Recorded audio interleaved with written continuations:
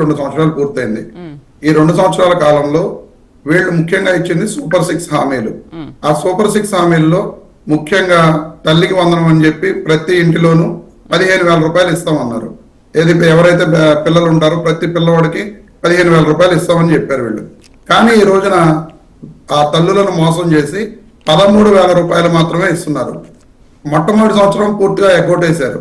రెండో సంవత్సరం 87 లక్షల మంది పిల్లలు ఉంటే కేవలం 67 లక్షల మంది పిల్లలకు మాత్రమే ఇచ్చి 20 లక్షల మంది పిల్లలకి ఎగ్గొట్టేసిన పరిస్థితులు చూసాం.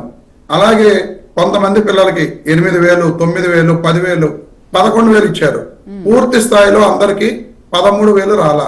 ఈ రకంగా ఆ తల్లులను మోసం చేస్తున్నారు.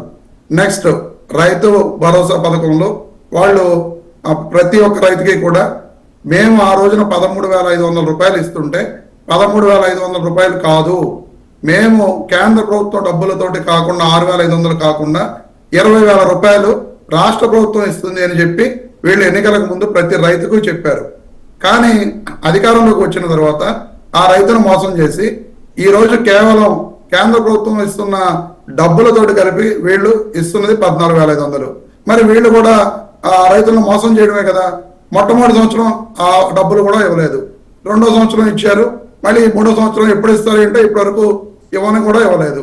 ఈ రకంగా ఉచిత బస్సు పథకం 16 రకాల బస్సు సర్వీసులు ఉంటే కేవలం 5 సర్వీసులకు మాత్రమే ఉచిత బస్సు ప్రయాణ పథకం అమలు చేసి మిగతా 11 బస్సు సర్వీసులను వీళ్ళు తీసివేయడం జరిగింది.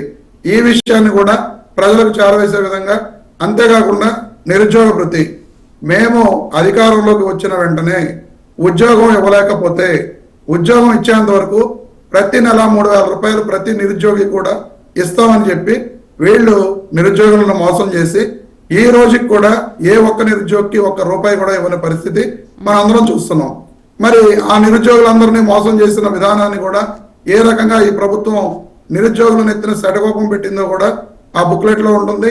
ఎన్ని రకాల ఈ రోజున 23 లక్షల కోట్ల రూపాయల పెట్టుబడులు మేము తీసుకొచ్చామని చెప్పి నారా లోకేష్ గారు కానీ, చంద్రబాబు నాయుడు గారు కానీ, పవన్ కళ్యాణ్ గారు కానీ ప్రజలందరినీ కూడా వదలగొడుతున్నారు.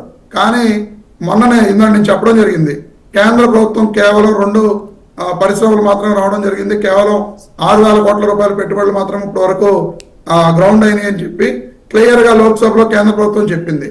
అంటే పరిశ్రమలు కానీ పెట్టుబడులు కానీ వీళ్ళు చెప్తున్నట్లుగా ఎక్కడా కూడా వచ్చిన దాఖలాలు లేవు.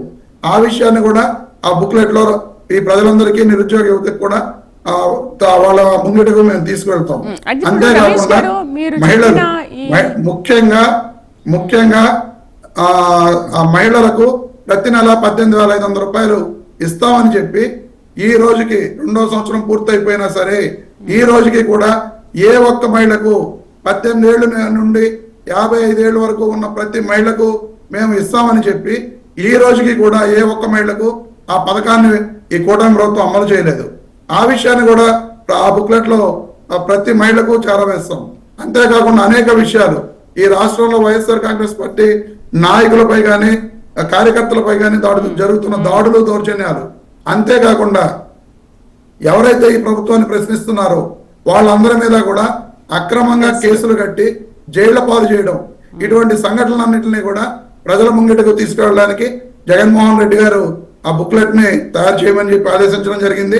ఖచ్చితంగా ప్రతి కుటుంబం వద్దకు వెళ్ళి ఆ బుక్లెట్ ని అందజేసి వాళ్ళను ఏ విధంగా ఈ కూటమి ప్రభుత్వం మోసం చేసిందో వాళ్ళని చైతన్యపరిచి ఈ విధంగా మిమ్మల్ని మోసం చేస్తుంది, ఈ రకంగా మీకు ఇచ్చిన హామీలను అమలు చేయడం లేదు, ఈ రకంగా ఎవరైతే ఈ హామీలను అమలు చేయలేదని చెప్పి ప్రశ్నిస్తున్నారో వాళ్ళందరి మీద అక్రమ కేసులు పెట్టి జైళ్ల పాలు చేస్తుందని చెప్పి ఆ బుక్లెట్ ని అందజేసి రేపు రాబోయే స్థానిక సంస్థల ఎన్నికల్లో వైఎస్ఆర్ కాంగ్రెస్ పార్టీ విజయానికి తోడ్పడే విధంగా ఆ బుక్లెట్ ను తయారు చేయాలని చెప్పి జగన్మోహన్